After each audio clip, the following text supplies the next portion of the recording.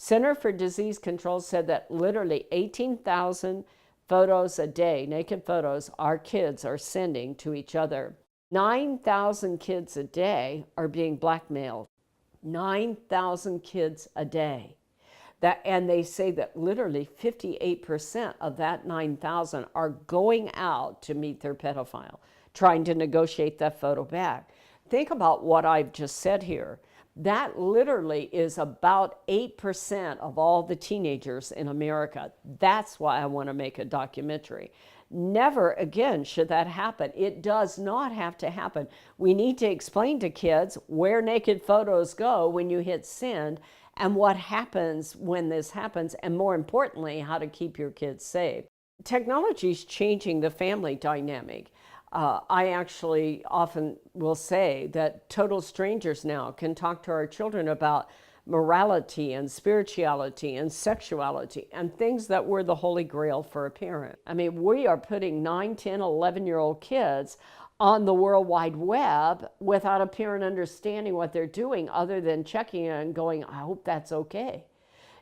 Except that a 9-year-old does not have cognitive reasoning. It's kind of like driving your 9-year-old down to a strip club and leaving them off and coming back in an hour and seeing how they do.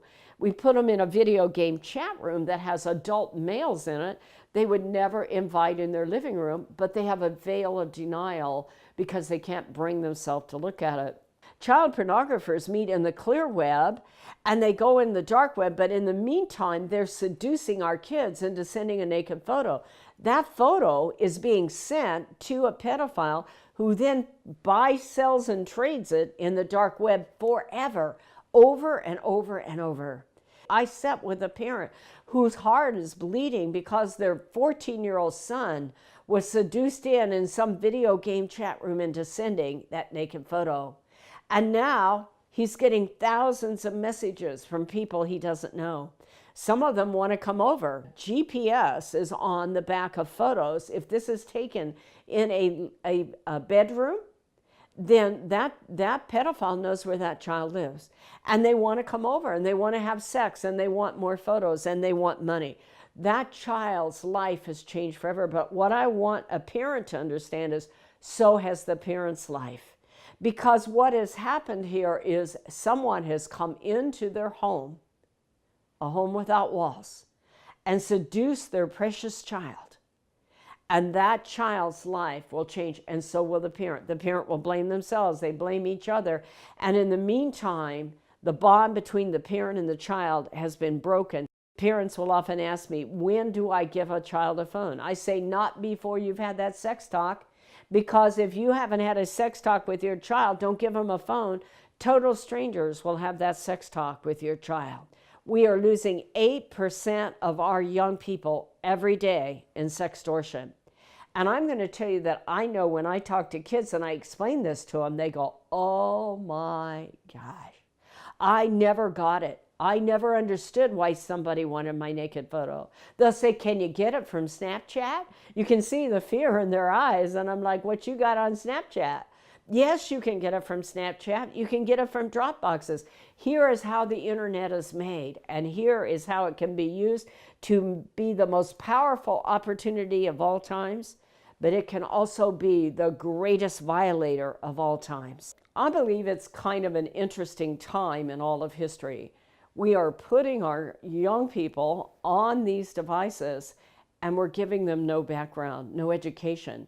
Neither do the developers of the apps. They hand them the app and they don't tell you this is how a pedophile is going to use it to violate your child or to access, groom, recruit, and exploit your child. We've got to talk to our kids and explain to them how it works and how it can be used for the good, but also how can it be used for bad. I want to do something about this. Our kids do not have to be violated. I know when you talk to kids, they listen, but I need a bigger megaphone. I need people. And in fact, I had a principal recently. I spoke in his school and he said, you must give this to every school in America. And it is my goal to do that. It is my goal to make a documentary and explain how the internet's made. You know, challenge the kids, show them how all of this works. and explain to them that they are the most important generation that has ever lived. You see, I believe with all my heart that they are, in fact, the most important generation, and I'll tell you why. Because they are laying the foundation for all future generations of kids.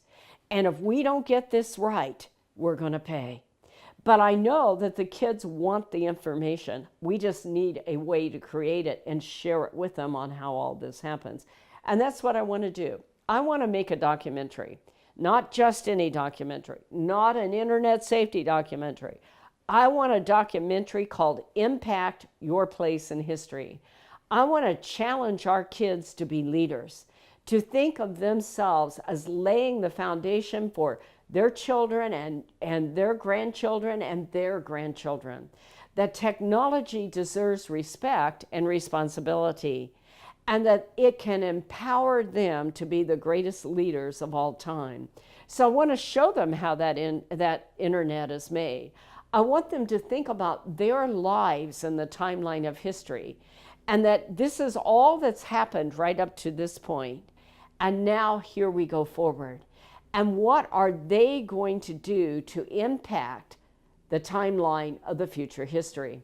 So the idea of the documentary is it'll be 55 minutes. It'll fit in any classroom. It'll be absolutely free if I can get it funded. I want to be able to get it out to tens of millions of kids all around the world. Now the parents can have it free too because they need it also. But I want this for free in the school. And in order to do that, I've got to raise the money to do it. But we're getting there. The people realize this is the single greatest investment they can make in their children and their grandchildren, because their children are probably great kids, but they're kids who are uninformed, the same as the parent and the grandparent.